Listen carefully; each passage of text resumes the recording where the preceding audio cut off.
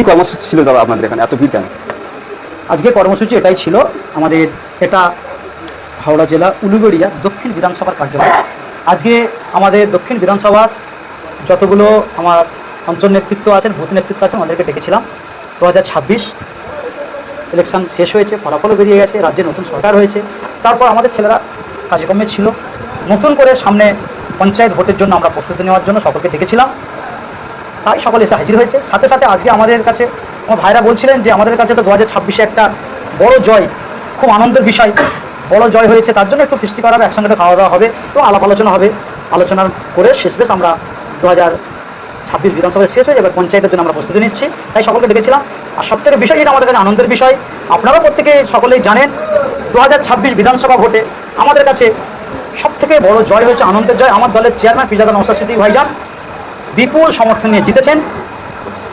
বর্তমান যে সরকার এসেছে, এর আগে যে সরকার ছিলেন তিনারা ঐক্যবদ্ধ হয়ে, বিশেষ করে শাসক দল মমতা ব্যানার্জি সরকার, তৃণমূল সরকারের যত নেতা, মন্ত্রী, কাউন্সিলর, বুথ লেভেলের নেতা, সরকারের যত পুলিশ, তৃণমূল সরকারের সর্বভারতীয় সম্পাদক, সেকেন্ড ইন কমান্ড, সকলে মিলে সর্বদিক থেকে ক্ষমতা লাগিয়েছিল নওশাদ সিদ্দিকীকে হারাবে। একটা পুরো সরকার চেয়েছিল, পুরো সরকার, তেনার পুলিশ, তেনার প্রশাসন, যত রকমের ক্ষমতা সব লাগিয়ে দিয়েছিল নওশাদ সিদ্দিকীকে হারাবার জন্য, কিন্তু হারাতে পারেনি। আমাদের কাছে আমরা কনফিডেন্স ছিলাম যে আমার নওশাদ সিদ্দিকী ভাইজান হারবেন না, এটা কনফিডেন্স ছিলাম।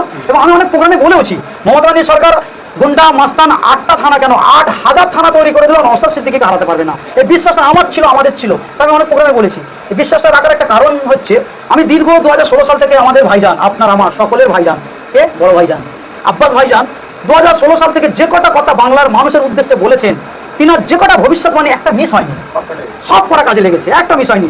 প্রত্যেকটা ভবিষ্যৎবাণী মিস হয়েছে। যত কটা ভবিষ্যৎবাণী করেছিল তার মধ্যে একটা ভবিষ্যৎবাণী ছিল নওশাদ সিদ্দিকী হারবে না, মমতা ব্যানার্জি যতই ক্ষমতা লাগাক, সেই বিশ্বাসটা আমাদের ছিল। লড়াই হয়েছে, সমস্ত ক্ষমতা লাগিয়ে দিয়েও মমতা ব্যানার্জি তার দলের নেতারা নওশাদ সিদ্দিকী হারাতে পারেনি। অদ্ভুত বিষয় একটা হচ্ছে, আরো আনন্দ, নওশাদ সিদ্দিকী সাহেব কিন্তু পুরো ক্ষমতা লাগাইনি উনি জেতার জন্য। মমতা ব্যানার্জি তার দলের নেতারা সমস্ত ক্ষমতা লাগিয়েছে, নওশাদকে হারাতে গিয়ে নিজে সরকার শেষ হয়ে গেল। নওশাদ সিদ্দিকী কিন্তু পুরো ক্ষমতা লাগাননি, উনি ভাঙড়ের এমএলএ, গোটা রাজ্যে উনি প্রোগ্রামে গেছেন, ভোট প্রচারে গেছেন, জোটের সঙ্গে যারা ছিলেন বাম, সেখানেও প্রচারে গেছেন, আমাদের প্রার্থীরও প্রচারে গেছেন, একা মানুষ গোটা রাজ্যে গেছে, গিয়ে তারপরে যতটুকু সময় পেয়েছে ভাঙড়ে দিয়েছে, পুরোপুরো সময় নওশাদ সিদ্দিকী দেননি। হ্যাঁ, নওশাদ সিদ্দিকী মানুষ তৈরি করেছেন, নেতা তৈরি করে দিয়েছিলেন, ভাঙড়ের মানুষ দায়িত্ব নিয়েছিল নওশাদ ভাইজানকে জেতাবে। ভাঙড়ের যোদ্ধারা, ভাঙড়ের হিন্দু, মুসলিম, দলিত, আদিবাসী ভোটাররা দায়িত্ব নিয়েছিল নওশাদ সিদ্দিকীকে জেতাবে। ভাঙড়ের মানুষ জিতিয়ে দিয়েছে। তাই টোটাল পশ্চিমবাংলার আইএসএফের কর্মীদের কাছে আজকে একটা খুব একটা আনন্দের দিন। এক নওশাদকে হারাতে গিয়ে সরকার শেষ হয়ে গেছে, সরকার যতটা পেরেছে ক্ষমতা কাজে লাগিয়েছে, পুলিশ থেকে শুরু করে, গুন্ডা থেকে শুরু করে, মাফিয়া থেকে শুরু করে, সেটা টোটাল রাজ্যে আনন্দ হচ্ছে, খুশি হচ্ছে সমস্ত ধর্মের মানুষ। সাথে সাথে নওশাদ সিদ্দিকী যে একা যেভাবে লড়াই করছে, এখন আবার দেখেন না, অন্য নতুন সরকার এসেছে, বাংলার মানুষ 80টার উপরে এমএলএ দিয়েছে মমতা ব্যানার্জিকে, তারা কিন্তু সব পথে ঢুকে গেছে। নওশাদ সিদ্দিকী ভাঙড় থেকে জিতেছেন, দেখেন এখনো পর্যন্ত সমস্ত জায়গায় লড়াই করছে। কলকাতায় বুলডোজার চলছিল, আইনে আওতায় এনে আটকে দিয়েছে। আগামী যাদের নাম কাটা গেছে, ভোটার লিস্টে নাম নেই 17 লক্ষ মানুষ, তাদের জন্য নওশাদ সিদ্দিকী মাঠে নেমেছে। আপনারাও আসুন। আর বাংলার মানুষকে অনুরোধ করবো, এখনো পর্যন্ত যাদের উপরে ভরসা রেখে 80 জনকে দিয়েছেন, আপনার দিদি, আপনার নেতারা সব গর্তে ঢুকে গেছে, কবে আর আপনারা বুঝবেন?